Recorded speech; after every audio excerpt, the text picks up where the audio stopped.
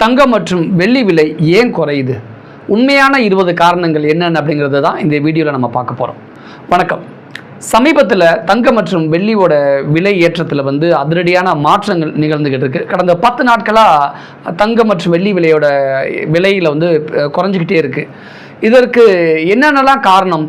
இப்போ தங்கம் வாங்கலாமா அல்லது தங்கம் இன்னும் நம்ம வெயிட் பண்ணி தான் வாங்கணுமா அப்படிங்கிறது தான் ஒரு 20 கேள்வியாக பிரிச்சிருக்கோம். அந்த 20 கேள்வியை 4 பாகங்களாக பிரிச்சிருக்கோம். நம்ம ஒவ்வொரு பாகமாக பார்த்தா பொதுமக்களுக்கு புரிஞ்சால் அவங்க ஈஸியாக தங்கம் வாங்குறதோ அல்லது விற்கிறத பற்றியோ அவங்க ஒரு முடிவுக்கு வருவாங்க அப்படிங்கிற ஒரு நோக்கத்தின் அடிப்படையில் தான் இந்த வீடியோ நம்ம அலசி ஆராய போகிறோம். வாங்க நம்ம வீடியோக்குள்ளே போகலாம். பகுதி 1, முக்கிய காரணங்கள் என்ன அப்படின்னா, தங்கம் வெள்ளி இந்த விலை ஏன் கடந்த 10 நாளாக குறைஞ்சிக்கிட்டே இருக்குது அப்படிங்கிறது தான் எல்லாருடைய கேள்வியாகவுமே இருக்குது. அதற்கு என்ன பதில் அப்படின்னா, உலக பொருளாதார நிலைமை மற்றும் முதலீட்டாளர்களுடைய மனநிலை தான் காரணம் அப்படின்னு பொருளாதார வல்லுநர்கள் சொல்கிறாங்க. சரி, உலக பொருளாதாரம் எப்படி பாதிக்கப்படுது அப்படின்னு பார்க்கும் பொழுது, உலக பொருளாதாரம் நல்ல நிலையில் இருந்தால் தங்கத்தில் முதலீடு குறையும். மக்களுக்கு தங்கம் வாங்க வேண்டிய அவசியமும் பெரும்பாலும் இருக்காது. ஸோ பொருளாதாரம் சமநிலையில் இருக்கணும் அப்படிங்கிறது தான் இந்த இடத்துல முக்கியமான ஒரு விஷயமா இருக்குது. சரி, ஏன் எல்லாருமே அமெரிக்க டாலர் சொல்லியே எல்லாரும் பயமுத்துறாங்க? அமெரிக்க டாலர் விலை உயர்ந்தால் என்ன ஆகும், தங்கத்தில் என்ன ஆகும் அப்படின்னு எல்லாருக்குள்ளே ஒரு கேள்வி இருக்குல்ல. அதுக்கு என்ன அப்படின்னா, தங்கம் வாங்குவது ரொம்ப காஸ்ட்லியான ஒரு ஐட்டமாக இருக்கிறதுனால அது முக்கியமான ஒரு காரணமாக சொல்கிறாங்க. சரி, அப்போ வட்டி விகிதம் உயர்ந்தால் அப்படின்னு ஒரு கேள்வி இருக்குல்ல. மக்கள் வங்கியில் பணம் வைக்க விரும்புகிறார்கள் அப்படின்னா தங்கத்தோட விலை ஆட்டோமேட்டிக்காக குறையும். இந்த இடத்துல மத்திய வங்கிகளுடைய தாக்கம் என்ன மாதிரியான விளைவுகளை ஏற்படுத்தும் அப்படிங்கிற ஒரு முக்கியமான ஒரு கேள்வியாக இருக்குது. வட்டி உயர்த்துவது தங்கத்தோட விலையை குறைக்க உதவும் அப்படின்னு பொருளாதார வல்லுநர்கள் சொல்கிறாங்க. கிட்டத்தட்ட நம்ம ஒரு 5 கேள்விகளுக்கு அதற்கான பதிலை நம்ம பார்த்துருக்கோம் முதல் பகுதியில். பகுதி 2 இதில் மார்க்கெட்டில் ஏற்படக்கூடிய மாற்றங்கள் என்ன, அதனால தங்கத்தோட நிலைமை என்னெல்லாம் ஆகும் அப்படின்னு நம்ம இந்த இதில் பார்க்கலாம். பங்குச்சந்தை உயர்ந்தால் தங்கத்தோட நிலைமை என்னவாகும் அப்படின்னு ஒரு கேள்வி இருக்குது. முதலீடு அங்கே செல்லும்போது, பங்குச்சந்தைக்கு செல்லும் பொழுது தங்கத்தில் முதலீடு ஆட்டோமேட்டிக்காக குறைஞ்சிரும். அப்போ தங்கத்தோட விலையும் ஆட்டோமேட்டிக்காகவே குறைஞ்சிடும். இது ரொம்ப யதார்த்தமான ஒரு விஷயமா பார்க்கப்படுது. சரி, பணவீக்கம் குறைந்தால், உலக அளவில் பணவீக்கம் குறைந்தால் தங்கத்தோட நிலைமை என்ன ஆகும் அப்படின்னு யோசிச்சு பார்த்துருக்கீங்களா? தங்கத்தோடைய பாதுகாப்பு, அதோட மதிப்பு குறைஞ்சிரும். அப்படின்னா ஆட்டோமேட்டிக்காக விலையும் குறைஞ்சிரும். அதுதான் அதுக்கோட பொருள்.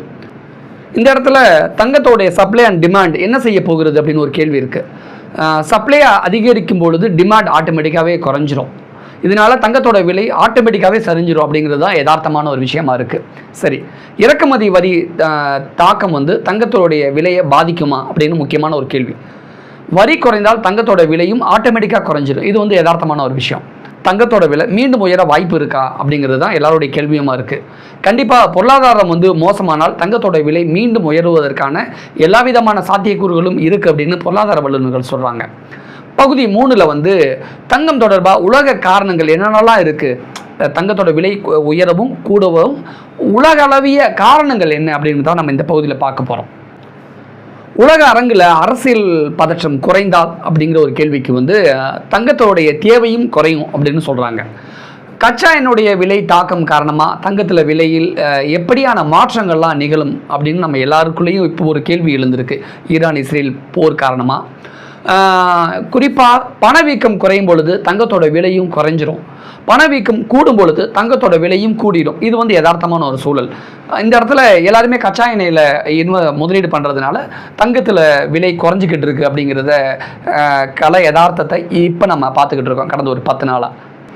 கோல்டு இடிஎஃப்னு புதுசாக ஒன்று வந்திருக்கு. அது குறைந்தால் என்ன ஆகும் தங்கத்தோட விலை அப்படின்னு பார்க்கும்பொழுது, பெரிய முதலீடுகள் வெளியேறும் பொழுது அதனால தங்கத்தோட விலை ஆட்டோமேட்டிக்காக குறைஞ்சிரும் அப்படின்னு சொல்கிறாங்க.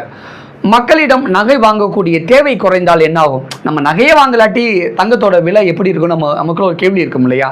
திருமண சீசன் இல்லாத பொழுது, இப்போ ஒரு 6 மாதத்துக்கு 4 மாதம் திருமண சீசனே இல்லை அப்படின்னா ஆட்டோமேட்டிக்காக தங்கத்தோட விலையில் அந்த சரிவு ஏற்படும். தங்கத்தோட விலை கொஞ்சம் குறைவாக தான் இருக்கும். அந்த மாதிரியான நேரத்தில் ஈஸியாக நம்ம தங்கம் வாங்கி முன்னாடியே வச்சுக்கலாம் அப்படின்னு பொருளாதார வல்லுநர்கள் சொல்கிறாங்க. ஒரு முக்கியமான கேள்வி, உலக அளவில் இந்தியாவும் சீனாவும் தான் அதிகமாக தங்கத்தை வாங்கி சேர்த்து வைக்கிறாங்கன்னு சொல்கிறாங்கல்ல. ஒருவேளை சீனாவும் இந்தியாவும் தங்கத்தை வாங்குறது அந்த டிமாண்டு குறைஞ்சிருச்சுன்னா என்ன ஆகும் அப்படின்னு பார்த்தீங்கன்னா, உலக அளவில் அந்த தங்கத்தோட விலையில் உலக அளவில் நேரடியான ஒரு பாதிப்பை ஏற்படுத்தும் அப்படின்னு உலக வல்லுநர்கள்லாம் சொல்கிறாங்க. பகுதி 4ல் வெள்ளி மற்றும் புதிய ட்ரெண்ட்ஸ் என்ன மாதிரியெல்லாம் இருக்குது அப்படிங்கிறத நம்ம டீட்டெயிலாக பார்க்கலாம். வெள்ளி ஏன் அதிகமாக ஃப்ளக்சுவேட் ஆகுது அப்படின்னு எல்லாருக்குள்ளேயும் ஒரு கேள்வி இருக்குது. தொழில்துறை பயன்பாடு அதிகமாக இருக்கிறதுனால தான் இந்த மாறுபாடு ஏற்படுது, இந்த ஃப்ளக்சுவேஷன் ஏற்படுது அப்படின்னு சொல்கிறாங்க. வெள்ளியோட விலையில் இண்டஸ்ட்ரியல் டிமாண்ட் குறைந்தால் என்ன ஆகும் அப்படின்னு யோசிக்கும் பொழுது வெள்ளி விலை வேகமாக குறைஞ்சிரும். ஏன்னா இண்டஸ்ட்ரியல் டிமாண்ட் இருக்கிறதுனால தான் இன்றைக்கி இவ்வளோ தூரம் அதிகரிச்சிருக்கு அப்படின்னு பொருளாதார வல்லுநர்கள் சொல்கிறாங்க. கிரிப்டோட தாக்கம் தங்கத்தில் இருக்குமா அப்படின்னு கேட்டிங்கன்னா எஸ். சிலர் வந்து தங்கத்திலிருந்து கிரிப்டோ கரன்சிக்கு மாறுறாங்க. அதனால் அந்த மாற்றங்களும் அவ்வப்போது இருக்க தான் செய்யும். பட் அவ்வளோ பெருசாக இருக்காது. பட் அப்பக்கப்போ இருக்க தான் செய்யும். அரசாங்க கொள்கைகளால் தங்க விலையில் மாற்றம் ஏற்படும் அப்படின்னு கேட்டிங்கன்னா வரி மற்றும் விதிமுறைகளில் வந்து நேரடியான தாக்கம் இருக்க தான் செய்யும் அப்படின்னு பொருளாதார வல்லுநர்கள் சொல்கிறாங்க. முக்கியமான கடைசி கேள்வி, இப்போது தங்கம் வாங்கலாமா அப்படின்னு தான் எல்லாருடைய கேள்வியாகவுமே இருக்குது. 10 நாள் தங்கத்தோட விலை குறைஞ்சிக்கிட்டு இருக்குல்ல. ஸோ இந்த டைமில் இந்த பீரியடில் தங்கம் வாங்கலாமா அப்படின்னு தான் கேட்குறாங்க. நீண்ட கால முதலீட்டுக்கு வந்து தங்கம் நல்ல வாய்ப்பாக இப்போதைக்கு இருக்குது அப்படின்னு எல்லா பொருளாதார வல்லுநர்களுமே சொல்கிறாங்க. ஸோ நம்ம இப்போ பார்த்தோம்னா இப்போ தங்கம் வாங்கிட்டோம்னா இன்னொரு 6 மாதத்தில் ஆட்டோமேட்டிக்காக அதிகரிச்சிடும். ஸோ அப்போ நமக்கு ரொம்ப யூஸ்ஃபுல்லாகவே இருக்கும். ஸோ தங்கம் வாங்க இது சரியான தருணமாக இருக்குது. நம்ம இப்போ பார்த்த இந்த 4 பகுதியில் கிட்டத்தட்ட 20 காரணங்களை நம்ம அலசி ஆராய்ஞ்சிருக்கோம். கண்டிப்பாக உங்கள் எல்லாருக்குமே தங்கம் வெள்ளி மார்க்கெட்டு எப்படி இருக்குது, என்ன மாதிரியான விஷயங்கள் மாற்றங்கள் நிகழ்ந்துக்கிட்டு இருக்குது, இப்போ நம்ம தங்கம் வாங்கலாமா கூடாதா அல்லது இன்னும் நம்ம வெயிட் பண்ணணுமா அப்படிங்கிற சாய்ஸ்க்கு உங்களுக்கே ஒரு புரிதல் ஏற்பட்டிருக்கும் அப்படின்னு நாங்கள் நம்புகிறோம். கண்டிப்பாக இந்த வீடியோ ரிலேட்டடாக உங்களுடைய கருத்துக்களை கண்டிப்பாக கமெண்ட்ஸில் பதிவிடுங்க. நன்றி, வணக்கம்.